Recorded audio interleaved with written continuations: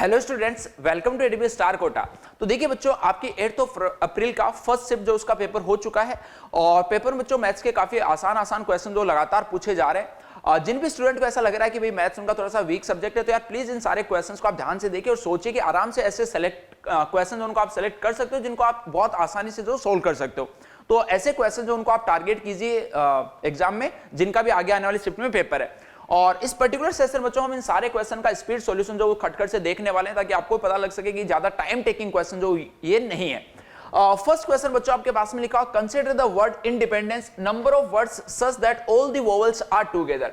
तो पहले वोवेल्स और कॉन्सोनेंट जो उनको अलग अलग कर लेते हैं। यहाँ पे अगर वोवेल्स की बच्चों बात करें तो ये आपके पास में आई आ रहा है, देन ई है, देन ई है, देन ई है एंड देन ई है। ये वोवेल्स आपके पास में हो गए।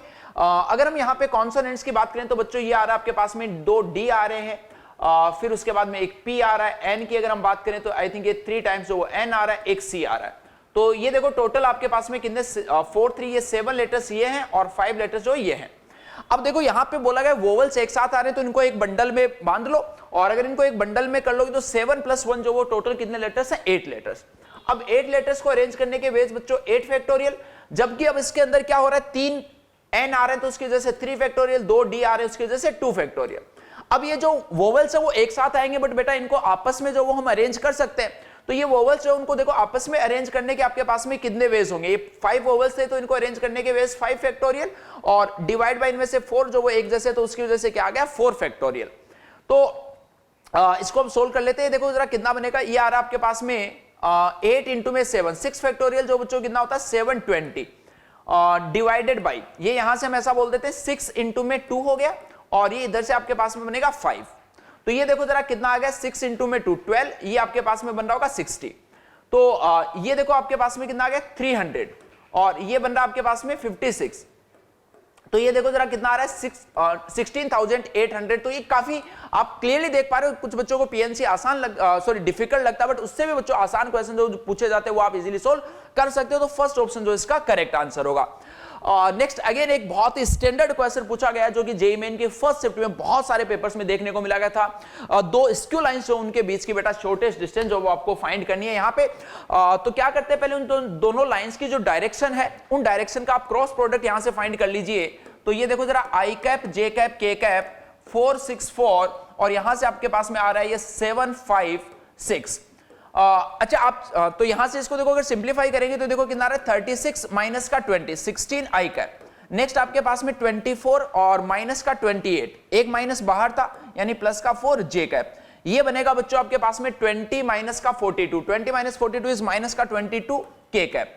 अब क्या करना है, यहां से ये जो दोनों पॉइंट्स आपको दिख रहे हैं इसको ज्वाइन करने वाला वेक्टर आप फाइंड कर लीजिए। यहां पे पॉइंट है बच्चों 5 3 2, यहां पे पॉइंट आपके पास में 3 2 9।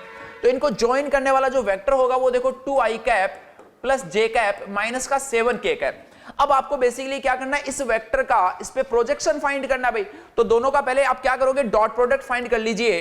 तो ये देखो आपके पास में आ रहा है 32, और ये लीजिए प्लस का 4 एंड ये प्लस 154, डिवाइडेड बाई क्या करेंगे बच्चों, ये अंडर रूट के अंदर आ जाएगा आपके पास में इसके स्क्वायर्स का सम। तो ये बन रहा होगा आपके पास में 256 प्लस 16 एंड प्लस का 484। अब इसको हम कैलकुलेट जो वो इजीली आई थिंक कर सकते हैं कि ये कितना आएगा। तो ये देखो जरा यहां से ऊपर कितना बन रहा है 150 प्लस 30 180, 182 186, आई थिंक ऊपर 190 आपके पास में बच्चों ये बन रहा है। डिवाइडेड बाई अगर अंडर रूट की बात करेंगे तो अंडर रूट के अंदर देखो जरा कितना आ रहा है 400 प्लस 200, ये आपके पास में बनेगा कितना 500, फिर ये 84 प्लस में 16, ये 600 बन गया आई थिंक। तो 656 आपके पास में बनेगा, सॉरी 4 to 756। तो ये आपके पास में क्या आ जाएगा, इन दोनों लाइंस जो उनके बीच की शॉर्टेस्ट डिस्टेंस। तो बहुत आसानी से क्विकली जो वो इन क्वेश्चंस को बच्चों आप सोल्व कर सकते हो। अच्छा देखो यार, नेक्स्ट क्वेश्चन पे चलने से पहले एक और इंफॉर्मेशन मैं आपको दे देता हूं। जिन भी स्टूडेंट का पेपर ऑलरेडी जेईई मेन का हो चुका है और जिनका होने वाला और जिनको कॉन्फिडेंस है कि वो जेईई एडवांस के लिए इजीली जो क्वालिफाई कर जाएंगे, तो यार आपको बहुत ज्यादा टाइम अपना वेस्ट नहीं करना है। जैसे जैसे आपके पेपर होते जाए आप जेईई एडवांस की प्रिपरेशन जो उसके अंदर लग जाइए। और इसी के लिए बच्चों एडीबी स्टार का एक बहुत ही फेमस कोर्स जेईई एडवांस के लिए आरसीसी रैपिड क्रैश कोर्स जो है उसके 11 अप्रैल से रजिस्ट्रेशन जो स्टार्ट हो रहे हैं, सारी डिटेल्स जो उसकी वो आपको 11 अप्रैल को मिल जाएगी। और ये पर्टिकुलर बैच बच्चों ऑनलाइन भी होने वाला है, साथ ही साथ कोटा में ऑफलाइन भी होने वाला है। तो अगर आप अपनी रैंक को इंप्रूव करना चाहते हो, एक अच्छी आईआईटी में जाना चाहते हो, तो इस कोर्स का हिस्सा जो बच्चों आप जरूर बने। ठीक है, चलिए अब आते हैं नेक्स्ट क्वेश्चन पे। यहां पे बोला गया 7 boys and 5 girls are to be seated around a circular table such that no 2 girls sit together. तो गर्ल्स पे बेटा कंडीशन लगाई है, तो पहले हम क्या करते हैं, सर्कुलर टेबल जो उस पे बॉयज जो है 7 बॉयज आपके पास में 3 4 5 6 7 बॉयज है। अब ये जो 7 बॉयज हैं उनको एक सर्कुलर टेबल के अराउंड बैठाना, तो उसके वेज बच्चों कितने होते हैं 6 फैक्टोरियल। अब ये गर्ल्स एक साथ नहीं बैठनी चाहिए, तो इनको गैप में बैठाएंगे। अगर ये 7 बॉयज हैं और एक सर्कल में अगर 7 ऑब्जेक्ट्स है, तो उनके बीच में गैप भी बेटा कितने होते हैं 7, बट अपने काम के कितने 5, तो 7 में से 5 गैप्स को आप सेलेक्ट कर लीजिए। और ये जो गर्ल्स है उनको अरेंज करने के वेज जो होंगे आपके पास में वो हो जाएंगे 5 फैक्टोरियल। अब इसको हम सिंप्लीफाई जो वो भी इजीली कर सकते हैं, कितना आएगा ये देख लेते हैं। ये आई थिंक 21 बनेगा, 21, और इसमें से अगर एक 6 को बाहर ले ले तो एक 5 फैक्टोरियल और एक 5 फैक्टोरियल का स्क्वायर यहां से, तो ये 126 इंटू 5 फैक्टोरियल का स्क्वायर बनेगा, यानी ऑप्शन ए जो वो करेक्ट। अब देख पा रहे हो, देखो सारे क्वेश्चन कितने इजीली जो आप सोल्व कर सकते हो इनको। Next question, coefficient independent of x in the expansion of this. तो डायरेक्टली बच्चों आप यहां पे इसकी r+1th टर्म जो वो लिख लीजिए सबसे पहले। ये क्या होगी, NCR 3x square raise to power 7 minus r into में -1/2x square raise to power r। इसको देखो बेटा, अगर थोड़ा सा सिंप्लीफाई करूं तो 3 raise to power 7 minus r आ रहा है, -1/2 रेज टू पावर r आ रहा है। x की पावर देखो जरा कितना होगा, यहां से ये देखो बच्चों x की पावर 14 माइनस का 2r आ रहा है, और यहां से भी माइनस का 2r। ये ऐसा सा जो वो आपके पास में बन जाएगा। सॉरी, यहां पे पावर जो 5 लिखा था, तो यहां पे भी पावर 5। अब x से इंडिपेंडेंट चीज का x का कोफिशिएंट कितना होना चाहिए 0, तो इसको कोफिशिएंट जो उसको 0 करेंगे तो r आपको यहां से नजर आ रहा है 14 माइनस का 7r इक्वल्स टू 0, यानी r बेटा आ गया आपके पास में कितना 2। तो r की वैल्यू देखो अगर यहां पे डालेंगे तो 7c2 3 रेज टू पावर 5 बन रहा होगा, और -1/2 रेज टू पावर कितना बन रहा होगा, ये 2 जो आपके पास बन रहा होगा। तो अब देखो जरा ये कितना आ रहा है, ये 21 है, 21/4 बन गया यहां से ना, 21/4 इंटू में 3 रेज टू पावर 5 है, तो ये कितना होगा 27 इंटू में 9, आई थिंक 343 है ना, 27 इंटू में 9, तो ये आ गया आपके पास में 343। और अब इनको मल्टीप्लाई करना है, तो आई थिंक मल्टीप्लाई भी हम इजीली कर सकते हैं। तो पहले हम ये चेक कर लेते हैं कि डिवाइड बाय 4 जो वो किस में आ रहा है, 4 आ रहा है, बट लास्ट डिजिट जो वो 3 आएगी, तो आई थिंक यही वाला ऑप्शन आ जाएगा।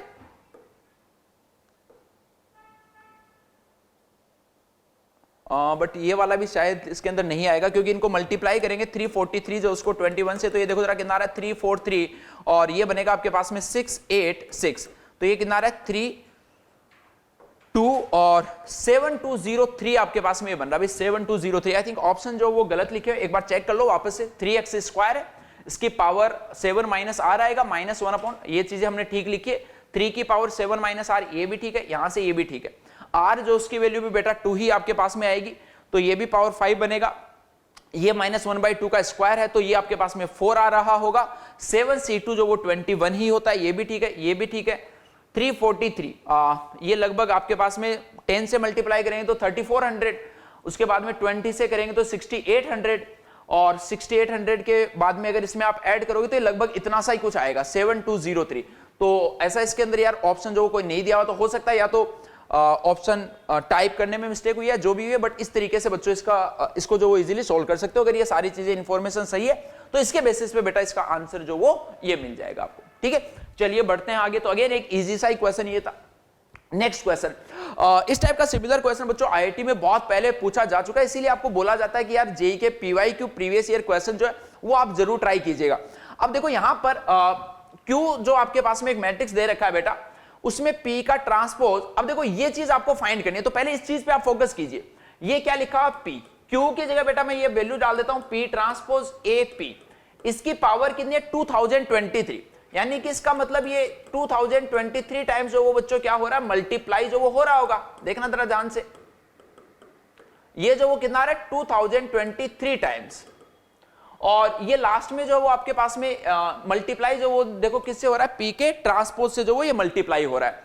अब अगर आप ध्यान से देखो इनको, तो क्या क्या चीजें आ रही है, एक तो पी इंटू में पी का ट्रांसपोज पहले अपने को फाइंड कर लेना चाहिए, पी इंटू पी का ट्रांसपोज। तो ये देखो 1/2 माइनस का √3/2 √3/2 1/2 ये p हो गया। p के ट्रांसपोज की बेटा बात करेंगे तो 1/2 ये माइनस का √3/2 this is √3/2 and this is 1/2। अब अगर इसको सिंप्लीफाई कर रहे हैं तो देखो जरा कितना 1/4 plus 3/4 that is 1। This is √3/4 minus √3/4 is again 0। ये यहां पे ये जब इससे मल्टीप्लाई हो तो ये अगेन 0 बन रहा है, ये इससे मल्टीप्लाई तो 1। तो आइडेंटिटी मैट्रिक्स बच्चों आपके पास में ये आ रहा है। अब देखो जरा ध्यान से समझते हुए चलना, ये बच्चों आपके पास में एक आइडेंटिटी मैट्रिक्स है। ये अगर a से मल्टीप्लाई हुआ तो a ही मिलेगा आपको। फिर से देखो ये जब आपस में मल्टीप्लाई होगा तो फिर से आइडेंटिटी मैट्रिक्स हो गया। ये अब इससे मल्टीप्लाई हुआ तो a स्क्वायर आ गया। यानी जब ये दो ब्रैकेट आपस में मल्टीप्लाई हो रहे तो a स्क्वायर, जब तीन ब्रैकेट आ जाएंगे तो बेटा कितना बनेगा वो a क्यूब। यानी कि अगर 2023 टाइम्स ये ब्रैकेट मल्टीप्लाई होंगे तो a⁻2023 जो आपके पास में बन जाएगा। अब देखो बनने के बाद में बेटा और क्या बचेगा, जैसे यहां पर ये सबसे पहले इनको अगर मल्टीप्लाई किया ये p बचा, फिर ये p बचा, तो यहां से भी p बचेगा और लास्ट में अगेन p का ट्रांसपोज। फिर से बच्चों p इंटू p का ट्रांसपोज आई है, यानी इसको सिंप्लीफाई करेंगे तो a⁻2023 जो वो आपके पास में बनने वाला है। अब a⁻2023 जो है वो क्या होगा उसकी बात कर लेते हैं। तो पहले देखो a स्क्वायर क्या होगा 1101, इसको मल्टीप्लाई कर दो बेटा 1101 से, तो ये देखो जरा कितना आएगा, ये यहां पे इससे मल्टीप्लाई हुआ तो 1 बन गया आपके पास में, फिर ये इससे मल्टीप्लाई तो 1 और प्लस 1 2 आ गया। नेक्स्ट आपके पास में देखो 0 + 0 0, फिर अगर हम नेक्स्ट की बात करेंगे तो ये 0 और ये 1, ये a स्क्वायर आ गया। अब अगर मान लो हम a की पावर 4 फाइंड करना चाहें या a क्यूब एक बार फाइंड कर लो ना, सारी चीज आपको क्लियर हो जाएंगी बच्चों ऐसे, और ये 1101, तो ये देखो जरा कितना आ रहा है, यहां से ये 1 मिलेगा, फिर नेक्स्ट 1 प्लस का 2 3 मिलेगा, ये यहां पे 0, ये यहां पे अगेन 1। यानी यहां से बेटा जो मेरे को चीजें समझ में आ रही है वो क्या आ रही है कि a की पावर 2023 अगर आप फाइंड करोगे तो उसके अंदर देखो ये एलिमेंट हमेशा 1 रह रहा है, ये 0 रह रहा है, ये 1। जब a की पावर 1 थी तब यहां पे 1, a की पावर 2 में 2, a की पावर 3 में बेटा 3, तो a की पावर 2023 में कितना होगा 2023, और यही बच्चों आपके पास में जिस भी ऑप्शन में ये वाला मैट्रिक्स गिवन था वो क्या हो जाएगा इसका फाइनल आंसर। ओके, बढ़ते हैं नेक्स्ट क्वेश्चन पे। नेक्स्ट देखो बच्चों यहां पे आपके पास में एक area bounded by area under curve जो उसका क्वेश्चन जो वो गिवन है, तो पहले देख लेते हैं क्या क्या बोल रहा है। एक कर्व बेटा दिया हुआ y = x², तो ग्राफ ड्रॉ करते हैं सबसे पहले। तो y = x² जो उसका ग्राफ इस तरीके से कुछ बनेगा। नेक्स्ट है y एक है बच्चों 8 - का x², तो 8 - x² का ग्राफ अगर हम ड्रॉ करेंगे तो ये इस तरीके से आ जाएगा। पॉइंट ऑफ इंटरसेक्शन वगैरह आप इजीली निकाल सकते हो यहां से। x² जो उसको बच्चों कर दो 8 - का x², तो देखो 2x² जो वो 8 के इक्वल है, यानी x की वैल्यू यहां से कितनी आ गई +- 2, तो इसका मतलब ये पॉइंट है बच्चों -2,0, ये पॉइंट आपके पास में 2,0। और आप ये भी देख सकते हो कि x की वैल्यू जब 2 या -2 होगी तो ये y की वैल्यू जो आपके पास में कितनी बन रही होगी 4, तो ये यहां पे पॉइंट है 4, ये पॉइंट है आपके पास में 8। अब देखो इसने क्या बोला y > x² जो आपके पास बोला, यानी कि इससे ये वाला पूरा का पूरा रीजन आएगा बेटा आपके पास में, यस और नो। दूसरा y > इसका मतलब इसके अंदर वाला रीजन। अब यहां पे क्या बोला y > 7, तो y देखो 7 जो वो आपके पास में ये 8 था ये 4 था, तो y = 7 वाली लाइन जो वो यहां पे कहीं होगी क्या। यानी अब देखो जरा आपके पास में एरिया जो वो कौन सा बन रहा है, इस लाइन से नीचे आना चाहिए, इस कर्व से बाउंडेड होना चाहिए और इस कर्व से जो वो भी बाउंडेड होना चाहिए। तो अगर आप ध्यान से इस एरिया को देख पा रहे हो बेटा, तो क्या ये वाला एरिया जो वो ये पूछना चाह रहा है क्या, ध्यान से देखो जरा। और कर्व आपको हर जगह सिमेट्रिक भी नजर आ रहा होगा, यानी आप y एक्सिस के राइट हैंड साइड वाले एरिया को अगर कैलकुलेट कर लेते हो तो लेफ्ट हैंड साइड वाला एरिया भी उतना ही होगा। यानी एक बार आप राइट हैंड साइड वाला एरिया कैलकुलेट कीजिए और उसको अगर आप डबल कर दोगे तो आपका फाइनल आंसर जो वो मिल जाएगा। यानी अब यहां पे जो आपका मेन टास्क है वो क्या टास्क है बेटा, यहां पे इस वाले एरिया को कैलकुलेट करना आपका मेन टास्क है। अब इस वाले एरिया को देखो आप कैसे जो वो कैलकुलेट कर सकते हो, आपके पास में सारी चीजें बेटा, आपके पास में सारी चीजें, ये लाइन जो वो y = 7 और यहां से ये वाला जो पॉइंट भी अगर आपको चाहिए होगा तो ये पॉइंट जो वो कितना मिल रहा है आपके पास में 2,4 जो ये पॉइंट मिल रहा है। तो बताइए जरा ध्यान से कि क्या आप इस एरिया को कैलकुलेट कर सकते हो। दो वेज है बच्चों इस एरिया को आपके पास में कैलकुलेट जो उसको करने के लिए, कैसे कैसे कैलकुलेट कर सकते हो। देखो एक तो चीज आप ऐसे सोच सकते हो कि ये वाला एरिया, आप देखो ध्यान से, अगर मान लो कि मैंने इसको ज्वाइन कर दिया तो ये आपके पास में 2 इंटू में 7 जो है उसका क्या एक रेक्टेंगल बन गया भाई, यस और नो।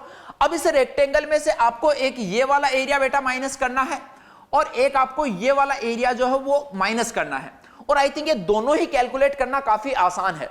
इस एरिया को बच्चों कैसे कैलकुलेट करोगे, एक्स स्क्वायर जो उसको इंटीग्रेट कर दो 0 से 2 में, तो ये वाला एरिया मिल गया। अब ये वाला एरिया अगर आपको कैलकुलेट करना तो ये देखो जरा ध्यान से कि कौन से कर से बाउंडेड ये एरिया है, तो 8 माइनस एक्स स्क्वायर से बाउंडेड एरिया आपके पास में आ रहा है। 8 माइनस एक्स स्क्वायर का ग्राफ देखो यहां पे आपके पास में ये है। अब अगर आपको सिंपली ये वाला एरिया अगर चाहिए, इसको मैं दूसरे पेन से एक बार डार्क कर देता हूं, अगर ये वाला एरिया बच्चों आपको चाहिए जो छुटकू सा है, तो इसका मतलब आपको कौन से किसको पार्ट को कहां से कहां तक इंटीग्रेट करना पड़ेगा।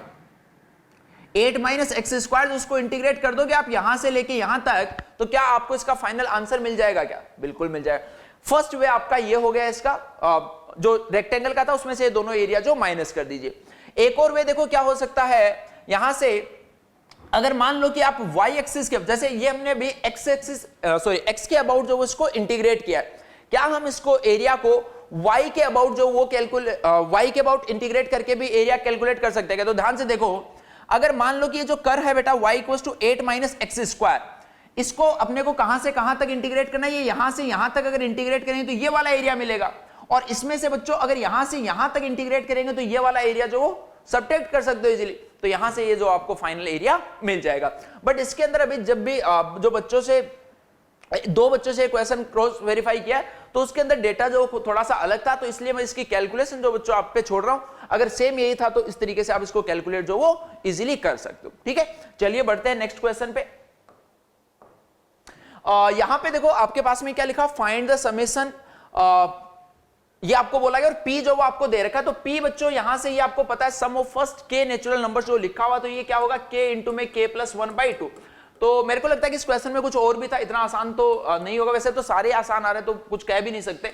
तो 1/2 है ये, यहाँ पे summation of k square plus का k है, k is equal to 1 to n है, और इसको आप इजीली जो वो फाइंड कर सकते हो, n into n plus 1 into में 2n प्लस 1/6, और ये यहाँ पे बन रहा होगा बच्चों n into n plus 1 divided by. तो आप इसको भी एक बार चेकआउट कर सकते हो, अगर कुछ और क्वेश्चन था तो उसके अकॉर्डिंग वैल्यू जो सब्स्टिट्यूट कर सकते हो। बढ़ते हैं नेक्स्ट क्वेश्चन पे। यहां पे बोला गया 66 factorial is divided by 3 raise to power n highest value of n। यानी बेसिकली ये बच्चों आपको क्या पूछना चाह रहा है, इसी क्वेश्चन को अगर दूसरी लैंग्वेज में पूछा तो शायद बहुत आसानी से सारे बच्चे सोल्व कर देते, बट थोड़ा सा अलग स्टाइल में पूछा है। पूछना क्या चाह रहा है, you have to find the highest exponent of 3 in 66 factorial. इसका सिंपल सा मतलब है, और ये बच्चों हाईएस्ट एक्सपोनेंट आप कैसे फाइंड करते हो, एक्सपोनेंट ऑफ 3 फाइंड करना है 66 फैक्टोरियल में।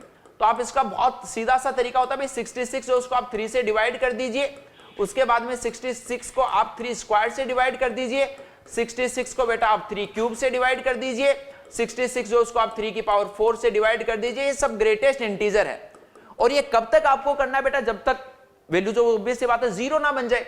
तो ये देखो कितना बन रहा है 22, 66 डिवाइडेड बाई 9, 66 डिवाइडेड बाई 9 यानी 7 पॉइंट समथिंग, उसका ग्रेटेस्ट इंटीजर 7।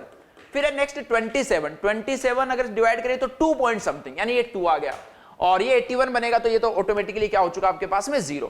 तो ये देखो जरा आपके पास में 29 प्लस का 2 जो वो कितना हो जाएगा 31, यही आपके पास में इसकी हाईएस्ट पावर होगी, ये इसका आपके पास में फाइनल आंसर हो जाएगा। तो ये भी एक इजी प्रॉब्लम थी। नेक्स्ट बच्चों एक मैट्रिक्स से सवाल है, एडजॉइंट ऑफ ए का डिटरमिनेंट, पहले चीज तो आपको पता है कितना होता भी, determinant A raise to power n minus 1, ये आपको दे रखा है कितना 16, और 3 क्रॉस 3 का दे रखा है, यानी डिटरमिनेंट ए स्क्वायर जो वो आपके पास में 16 है, तो डिटरमिनेंट ए जो बच्चों आपके पास में आ चुका प्लस माइनस 4। ये हमने यहां से इंफॉर्मेशन जो गिवन थी उससे डेटा कुछ फाइंड किया। नेक्स्ट आपके पास में अब देखो आपको ये चीज जो फाइंड करना, तो आप ऐसा मान लो बेटा एक बार के लिए कि इसको आप कुछ मैट्रिक्स बी मान लीजिए एक बार के लिए, है ना, मैट्रिक्स बी जो वो मान लीजिए। तो ये देखो क्या लिखा हुआ है, एडजॉइंट ऑफ मैट्रिक्स बी, और इसको बच्चों आप क्या लिख सकते हो, determinant of B raise to power n minus 1 यानी डिटरमिनेंट बी स्क्वायर। अब b जो उसकी वैल्यू बेटा कितनी थी, एडजॉइंट ऑफ 2a जो है इसका स्क्वायर। अब एडजॉइंट ऑफ एडजॉइंट a जो है उसका डिटरमिनेंट बेटा कितना होता है, determinant a raise to power n minus 1 का स्क्वायर होता है, और a जो उसकी जगह कौन है यहाँ पे 2a, तो determinant of 2a raise to power n minus 1 का स्क्वायर जो वो बच्चों कितना होगा 4, और इसकी होल पावर जो वो कितनी है। अब देखो यहां से ये आपके पास में बच्चों कितना मिल गया, determinant of 2a raise to power 8। अब यहां से आपको पता है कि अगर ये 2 है तो 2 की पावर n जो बच्चों बाहर आएगा, और 2 की पावर n, 2 की पावर n का मतलब कितना होता है 8। तो ये लीजिए 8 इंटू में determinant a raise to power 8, ये आपके पास में कितना होगा इसका फाइनल आंसर। डिटरमिनेंट a जो उसकी वैल्यू है +-4, तो ये आ गया 8 इंटू में 4 रेज़ टू पावर 8। अब डिपेंड करता है इसका आंसर अब किस फॉर्म में, फॉर्मेट में आपके पास में दे रखा था। 2 की पावर में भी आप इसको इजीली जो कन्वर्ट कर सकते हो। ये 2 की पावर 16 इंटू में 3 2 रेज़ टू पावर 19 अगर आपके पास में दिया हुआ था तो वो इसका क्या आ जाता फाइनल आंसर। नेक्स्ट क्वेश्चन पे बढ़ते हैं। स्टैटिस्टिक्स वाले चैप्टर से एक क्वेश्चन जो बच्चों पूछा गया था, क्या बोला गया है इसमें, कंसीडर द डेटा, यानी डेटा बोला गया भाई, ये एक डेटा गिवन है, इसका मीन बोला गया है बच्चों। मीन का मतलब क्या भाई, सबको ऐड कर दो, टोटल जितने नंबरों से डिवाइड कर दो। तो ये देखो कितने डेटा दिया, 2 2 4 2 6 2 8। तो ये आ गया आपके पास में x प्लस वाई, 10 प्लस का 12 जो वो कितना होगा बच्चों 22, प्लस का 4 करेंगे तो 26, 26 प्लस का 6 करेंगे तो 32, प्लस 8 किया तो 40, और ये 52। और टोटल कितना था आपके पास में 8 डिजिट्स ये गिवन थी। ये आपको 9 दे रखा है। तो यहां से देखो जरा x प्लस का y बच्चों कितना होगा 72 minus 52 and that is equal to 20। ये एक रिजल्ट निकल गया। दूसरा बच्चों वेरिएंस आपको गिवन है, तो वेरिएंस कैसे निकालते हो आप, summation of xi square divided by 8 minus xi, यानी उसको मैं म्यू ही बोल दूं, इसका स्क्वायर, ऐसे हम वही फाइंड करते हैं। तो ये देखो इसका स्क्वायर करेंगे तो x स्क्वायर प्लस का y स्क्वायर। ये देखो थोड़ी सी कैलकुलेशन यहां पे ऑब्वियस सी बात होगी, ये 100 आएगा, प्लस का 144, प्लस का 16, प्लस का 36, प्लस का 64 एंड प्लस 144। अब बस एक बार इसमें देखने वाली चीज थोड़ी सी ये है कि ये डेटा जो वो सारा का सारा भाई सही गिवन हो, है ना, क्योंकि मेरे को इसमें डाउट ये लग रहा है कि भाई 12 जो वो 2 बार लिखा हुआ है, तो क्या एग्जैक्टली 12 जो 2 बार था, एक बार मैं चेक कर लूं कि जरा कुछ टाइपिंग एरर नहीं हो, है ना। एक बार चेक कर लेते हैं कि कैलकुलेशन जो इसी के अकॉर्डिंग करनी है या फिर कहीं पे कुछ गड़बड़ तो नहीं है ना। तो मैं एक बार थोड़ा सा इसको चेक कर लेता हूं बेटा। आई थिंक ये ऐसा ही लिखा हो ना, जिसके अकॉर्डिंग एक बार चेक कर लेते हैं, अगर आंसर आ रहा होगा तो यही होगा फिर, है ना। डिवाइडेड बाय 8 है आपके पास में, और ये लीजिए माइनस का 81। ये वैल्यू बेटा आपको कितनी गिवन है 9.25। चलिए इसको एक बार कैलकुलेट करते हैं। 9.25 इज इक्वल टू, ये देखो जरा, इसको अगर हम कैलकुलेट करेंगे तो ये कितना आएगा, ये आपके पास में 100 बन चुका भाई, है ना, 100, और ये 144 प्लस 144 288, 288 प्लस में 100 जो 388, 388 प्लस 100 किया तो 488, 488 प्लस में 16 करेंगे तो 498 एंड 504। तो x square plus y square plus का बच्चों 504 डिवाइडेड बाय 8, और ये लीजिए माइनस का 81, ऐसा आ गया। तो यहां से देखो जरा, x square plus y square plus का 504 जो किसके इक्वल आएगा, ये इधर गया तो 81 प्लस 9 90.25, ये ऐसा बन गया। और इनटू में इसको मल्टीप्लाई कर देते हैं 8 से, तो देखते हैं जरा क्या रिजल्ट यहां से मिलेगा भाई। X square plus y square is equal to, इसको मल्टीप्लाई कर देते हैं भाई पहले, है ना, तो ये 4 मिलेगा आपको, ये यहां पे 0, ये यहां पे 2, और ये 72, ऐसा कुछ मिलेगा आपको शायद, और 2 पे था तो ये ऐसा कुछ आ गया। ठीक है, तो ये इस तरीके से आपके पास में 722 माइनस का 504 मिलेगा, यानी x square plus y square जो वो देखो जरा कितना आ गया आपके पास में, ये 8 बन गया, और ये 1 बन गया, और ये 218 आपके पास में मिल गया। अब x प्लस वाई भी आपके पास में दे रखा, तो हम इसको क्या लिख सकते हैं भाई, x प्लस वाई का होल स्क्वायर माइनस का 2xy जो है वो 218 है बेटा। x प्लस वाई जो वो देखो कितना आपके पास में 20, तो 20 का स्क्वायर करेंगे तो 400 माइनस का 2xy इज इक्वल टू 218। तो क्या xy मिल जाएगा आपको, यस सर। कितना आएगा, इसको इधर ले जाके माइनस करेंगे तो आई थिंक ये 182 बनेगा, 400 माइनस का 182, यस। और 182 को अगर आप 2 से डिवाइड करोगे, 182 डिवाइडेड बाय 2, तो ये आपके पास में कितना आ रहा, 91। तो दो नंबर्स का सम 20 हो, प्रोडक्ट 91 हो, तो आई थिंक ये डायरेक्टली दिख रहा है कि 13 होगा और एक 7 होगा आपके पास में। अब x अगर y से बड़ा है तो x की वैल्यू 13, y की वैल्यू 7, तो 13 इंटू में 3 कितना होगा बच्चों, 39, और माइनस का 14, तो ये आपके पास में 25 बच जा रहा है, तो इसका मतलब ये 12 ही गिवन होगा। ऑप्शन ए जो इसका करेक्ट आंसर आ गया ना। चलिए नेक्स्ट क्वेश्चन। यहां पे देखो जरा क्या गिवन है बेटा, dot product of two vectors is 12, है ना। तो दो vector A vector and B vector मान लेते हैं हम कुछ, तो A vector dot B vector is 12, cross product A vector cross B vector is equals to 4i cap plus 6j cap plus का 8k cap. Find product of, ये तो I think कुछ ज्यादा ही आसान हो गया बेटा। ए वेक्टर क्रॉस बी वेक्टर का लैग्रेंज थ्योरम जो आपके पास में क्या कहती है, ए क्रॉस बी का स्क्वायर जो हुआ क्या होगा, ए स्क्वायर बी स्क्वायर माइनस में ए डॉट बी का स्क्वायर। ए क्रॉस बी आपके पास में दे रखा है, इसका मॉड्यूलस का स्क्वायर करें तो देखो कितना आएगा, 16 प्लस का 36 प्लस का 64, और ये बच्चों आपको फाइंड करना है यहां से ए स्क्वायर बी स्क्वायर, और ए डॉट बी जो वो कितना है 144। तो ये लीजिए बच्चों ए स्क्वायर बी स्क्वायर देखो जरा कितना होगा, ये बन गया आपके पास 116, तो 116 इसके अंदर ऐड होगा तो देखो ये कितना आ गया आपके पास में 260, और 260 का आप क्या पूछा प्रोडक्ट ऑफ, तो अंडर रूट लेना पड़ेगा भाई, तो अंडर रूट 260 जो वो आपके पास में बनेगा, और इसको आप क्या लिख सकते हो 26 इंटू में 10 लिखा जा सकता है इसको आई थिंक, और फिर ये क्या होगा 2 इंटू में 13 ले लो इसको, ये 2 इंटू में 5 ले लो, तो ये यहां से 2 बाहर ले लेंगे तो अंडर रूट 65 आपके पास बनेगा, यानी ऑप्शन बी जो वो क्या हो जाएगा इसका करेक्ट आंसर। बढ़ते हैं नेक्स्ट क्वेश्चन पे। यहां पे बोला गया if the coefficient of 3 conjugative terms in the expansion, है ना, expansion of 1 plus x raise to power n are in the ratio of this, तो कोई भी बेटा हम 3 टर्म ले लेते हैं, है ना, 3 टर्म ले लेते हैं। 3 टर्म कौन सी ले लें, टी आर एथ टर्म ले लो, r प्लस 1th टर्म ले लो, और एक r प्लस 2th टर्म आप ले लीजिए, है ना। अब कोएफिशिएंट जो वो क्या होगा इसका, आपको पता है कि भाई 1 प्लस एक्स की पावर n जो वो क्या होता है c0 प्लस c1x प्लस में c2x स्क्वायर प्लस में c3x क्यूब। तो अगर हम मान लो कि किसी भी थर्ड टर्म की बात करेंगे, तो ये देखो आपके पास में थर्ड टर्म का जो कोएफिशिएंट है वो कितना है nc2, यानी rth टर्म क्या होगा ncr-1 रेशियो ncr प्लस 1, ये बेटा गिवन है 1:5:20। अब देखो क्या यहां से अगर मैं थोड़ा सा लिखूं इसको, तो ncr अपॉन में ncr-1 दिस इज 5/1, और ncr अपॉन ncr-1 का डायरेक्टली फॉर्मूला बेटा क्या होता है n minus r plus 1 divided by r is equal to 5/1। तो यहां से देखो एक रिजल्ट आया n minus r plus 1 equal to 5r, यानी n minus 6r plus 1 is equal to 0। n और r दो अननोन है तो बेटा दो इक्वेशन चाहिए, तो एक और ले लो ncr plus 1 divided by ncr, ये कितना होगा 20/5 4। फिर से ncr अपॉन ncr-1 का फॉर्मूला लग रहा है भाई, तो ये क्या होगा n माइनस r की जगह इस बार कौन है r plus 1, n minus r plus 1 divided by r, तो ये ऐसा आ गया।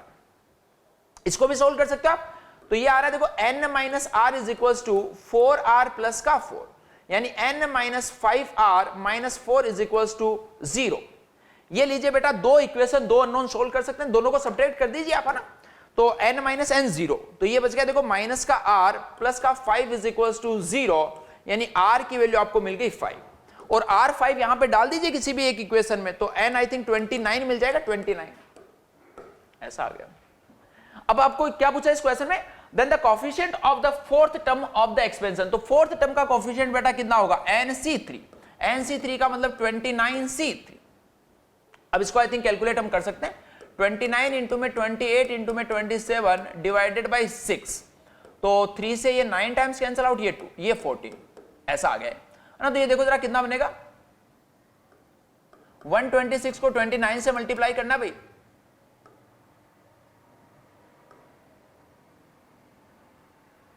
है ना, ये 1134 आ गया, और ये आई थिंक 252 बनेगा, तो ये 4563 ऐसा सब कुछ आएगा भाई, 3654 ऐसा कोई ऑप्शन है क्या, यस ऑप्शन ए जो है वो दिया हुआ, तो ये क्या मिल जाएगा आपके पास में इसका करेक्ट आंसर। ओके, ये पूरी होगी शायद, आई थिंक कुछ एक क्वेश्चन मेरे पास में और भी आए हैं, तो मैं उनका अभी मेरे पास में टाइप नहीं हो रखे, बट मैं जल्दी जल्दी से उनको भी आपके सामने जो वो सोल्व कर देता हूं, है ना। जो भी क्वेश्चन अभी और आ गए बेटा, तो उनको भी मैं थोड़ा सा सोल्व कर देता हूं, ताकि आपको मैक्सिमम नंबर ऑफ क्वेश्चन जो वो बच्चों पता लग सके।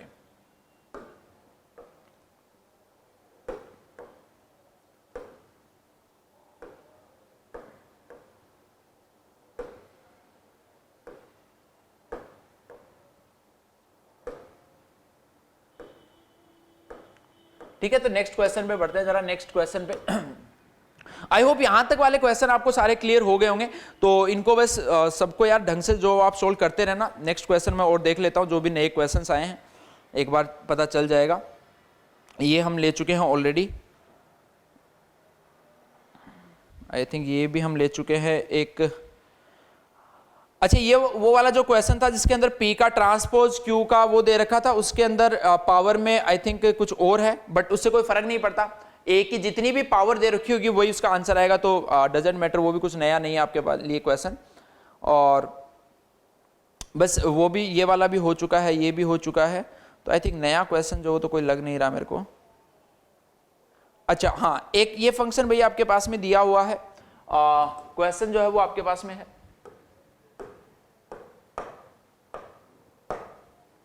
ये क्वेश्चन आपके पास में fx is equals to 1 plus 2 raise to power x raise to power 7 और ये डिवाइड बाय लिखा 2 रेज टू पावर x।